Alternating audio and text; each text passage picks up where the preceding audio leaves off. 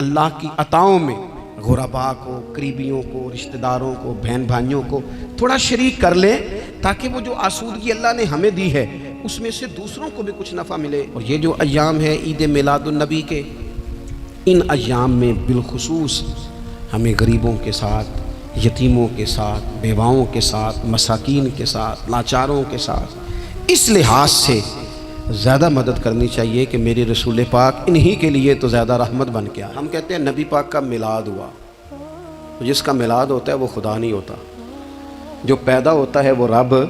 جب ہم میلاد منا رہے ہوتے ہیں تو ہم یہ بتا رہے ہوتے ہیں بھئی حضور خدا نہیں، حضور تو 12 ربیع الاول کو پیدا ہوئے۔ تو جو پیدا ہو، رب پیدا، لم یلد ولم یولد، اللہ تبارک و تعالیٰ پیدا نہیں ہوتا، مالک تو ازلی ابدی شان رکھتا ہے۔ اس لیے عقیدہ توحید بندے کو مضبوط کر دیتا ہے۔ انسان جب عقیدہ توحید والا ہو جاتا ہے، اور نبی پاک علیہ السلام دنیا میں رب کی طرف بلانے آئے، وداعیا الی اللہ باذنہ وسراجا منیرا، حضور نے لوگوں کو اللہ کی جانب دعوت دی۔ جب انسان توحید والا ہو جاتا ہے تو مضبوط ہو جاتا ہے، وہ کسی سے نہیں ڈرتا، وہ سمجھتا ہے ہونا تو وہ ہے جو میرا رب چاہے گا، مجھے پریشان ہونے کی ضرورت کیا ہے۔ پھر اس کا بھروسہ بھی اللہ تعالیٰ پر، اس کی امیدیں بھی اللہ رسول سے، اس کی توجہات کا قبلہ بھی سارا ادھر ہی۔ تو حضور نے لوگوں کو عقیدہ دیا، مضبوط کیا۔ رسول پاک صلی اللہ تعالیٰ علیہ وسلم نے ذہنوں کو پختگی عطا فرمائی۔ تو سب سے بنیادی چیز حضور کا جو احسان ہے وہ عقیدہ ہے۔ پھر بعض خاص طبقات پر حضور نے خاص احسان کیا۔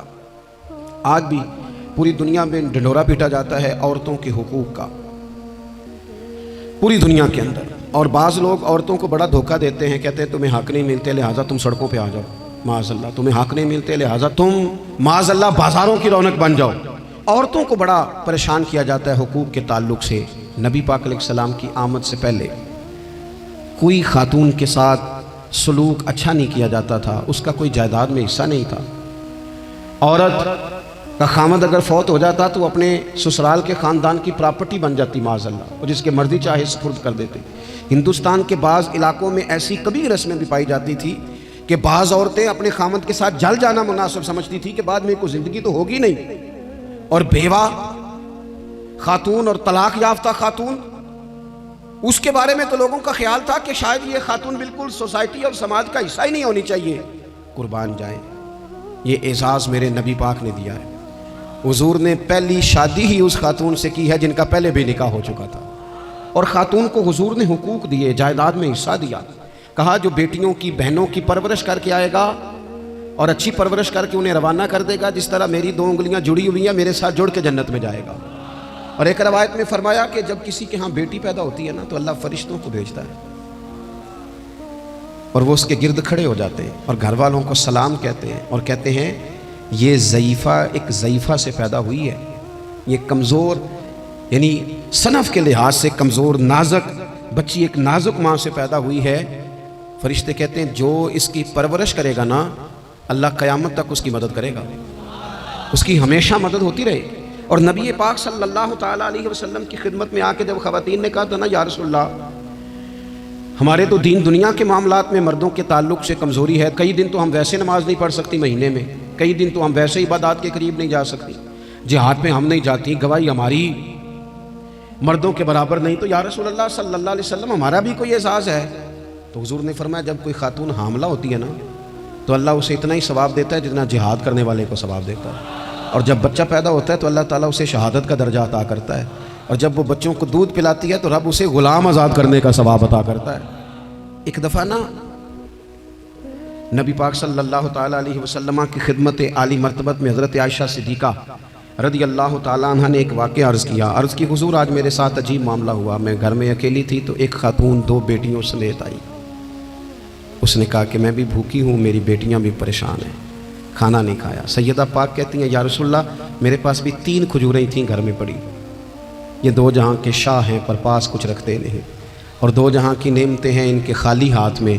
فرماتی ہیں وہ 3 کھجوریں میں نے ان 3 ماں بیٹیوں کو دے دی، ماں نے پہلے ایک کھجور دونوں بیٹیوں کو دی، پھر بچیاں وہ کھجور کھا کے ماں کی طرف دیکھنے لگی، تو جو کھجور ماں کے پاس تھی اماں نے اس کے بھی 2 حصے کر کے بیٹیوں میں بانٹ دیے۔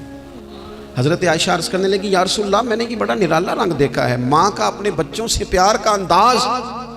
تو حضور نے کیا فرمایا، नबी पाक अलैहिस्सलाम फरमाने लगे, सुन फिर अल्लाह ताला ने उस औरत पर जन्नत को वाजिब कर दिया है। फरमाया अल्लाह ने उसे जहन्नुम से दूर कर दिया जो बेटियों के मामले में आजमाया गया, और जिसने फिर उनके साथ अच्छा सलूक किया। अपना हुजूर का अमल ये था कि हुजूर की बड़ी साहिबजादी सैयदा ज़ैनब रदी अल्लाह ताला अन्हा, ये हुजूर की सबसे बड़ी साहिबजादी है। ये बुखारी में आपको मिलेगा कि उनकी बेटी जनाब उमामा बिनत ज़ैनब छोटी सी उम्र थी, तो जब हुजूर नमाज के लिए आते थे तो नवासी को उठा के साथ ले आते थे, और वो हुजूर नमाज पढ़ते थे तो वो नबी पाक के कंधों पे खेलती थी।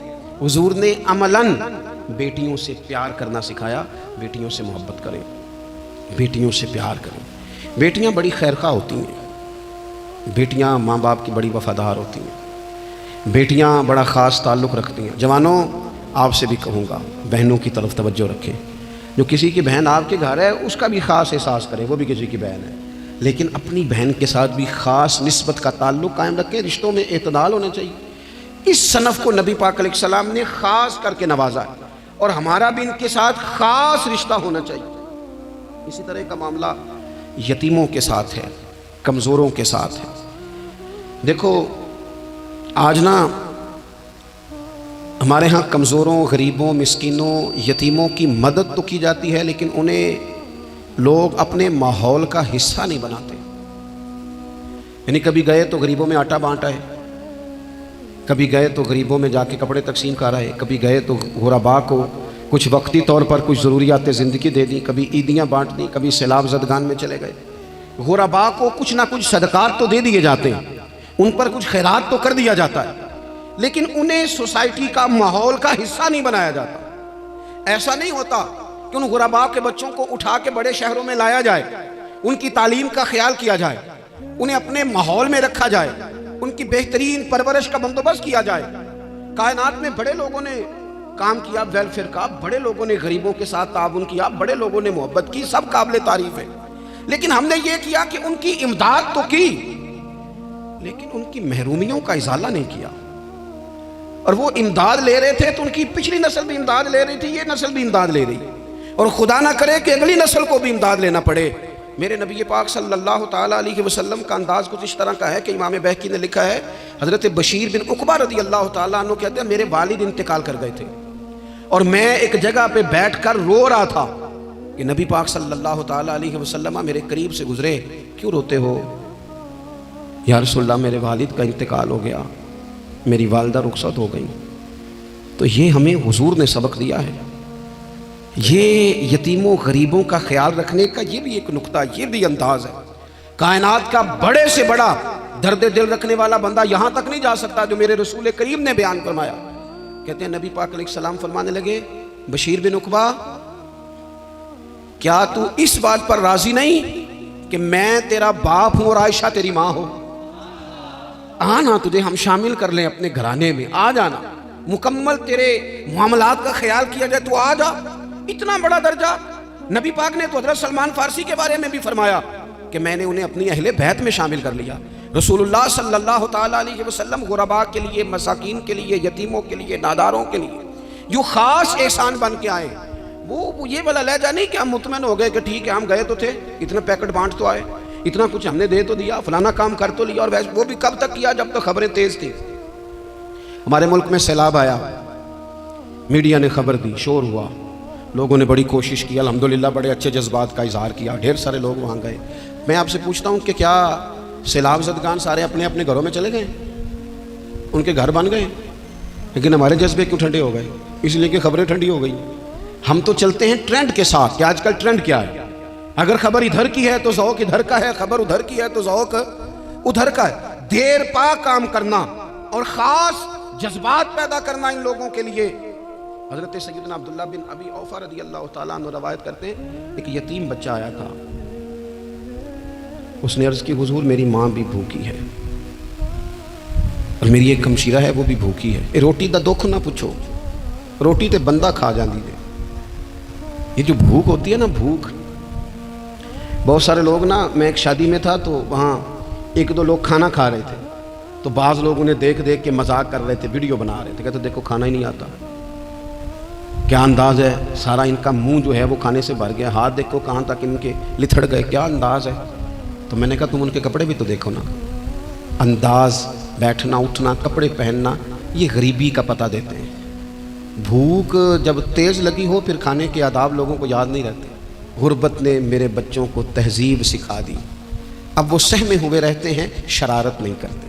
وہ عزیز، ہوتا یہ ہے کہ جب انسان کو بھوک شدید لگی ہو نا، پھر اسے ڈاکٹر کی ہدایات نہیں یاد رہتی، پھر تو پیٹ کی آگ بجھانے کو لوگ دوڑتے ہیں۔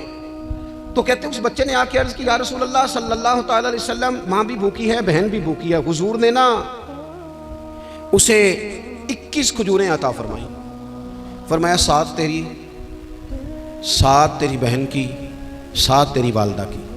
اور یہ حضور نے 21 کھجوریں دی ہیں، یہ نبی پاک نے 21 دی ہیں۔ ہاں، یہ حضور نے 21 دی، اور حضور تو اشارہ بھی کر دینا تو پھر روٹی ساری زندگی ختم نہیں ہوتی۔ وہ حضرت ابو ہریرہ کو بھی ملی تھی، فرماتے ہیں میں کئی سال کھاتا رہا، 1 کلو کھجوریں تھی پر ختم ہی نہیں ہوئی۔ 21 کھجوریں حضور نے دیں۔ حضرت معاذ ابن جبل رضی اللہ تعالیٰ عنہ اٹھے اور دوڑ کے جا کے نا اس یتیم کے سر پہ ہاتھ پھیرا اور کہنے لگے، پتر اللہ تجھے اپنے والد کا جانشین بنائے۔ تو حضور فرمانے لگے، معاذ یہ تم نے کیا کیا؟ عرض کی، حضور اس بچے کی بات سن کے میرا دل بھر آیا ہے، محبت نے انگڑائی لی ہے تو میں نے یتیم کے سر پہ ہاتھ پھیرا ہے، یہ دیکھو حضور کا رشتہ۔ نبی کریم فرمانے لگے، سن پھر، جس نے کسی یتیم کے سر پر محبت سے ہاتھ ہی پھیر دیا نا، تو اللہ ہر بال کے بدلے اسے ایک نیکی بھی عطا کرے گا، ایک گناہ بھی معاف کرے گا، اور ایک درجہ بھی بلند فرمائے گا۔ چلو ہاتھ ہی پھیر دیا، تو نے کچھ تو کیا یتیم کے ساتھ، تیرا کوئی تو اس سے رشتہ ہوا۔ اور تیسرا طبقہ ہے غلاموں کا، مسکینوں کا، غریبوں کا۔ میں اور آپ اس ملک میں رہتے ہیں جہاں کچھ لوگوں کو کھانا بھی نہیں وقت پہ ملتا، اور کچھ لوگ 5 لاکھ روپیہ گاڑی کا اس لیے اضافی دے دیتے ہیں کہ مجھے ذرا نا نیو ماڈل جلدی چاہیے۔ یعنی ایک طرف ملک کی حالت یہ ہے کہ بعض لوگوں کے پاس پیسے نہیں ہیں کہ بچوں کی فیس بھر سکیں، لیکن دوسری طرف حال یہ ہے کہ نئے ماڈل کا موبائل اگر مارکیٹ میں آتا ہے تو وہ ختم ہو جاتا ہے، ملتا ہی نہیں، وہ شارٹ ہو جاتا ہے۔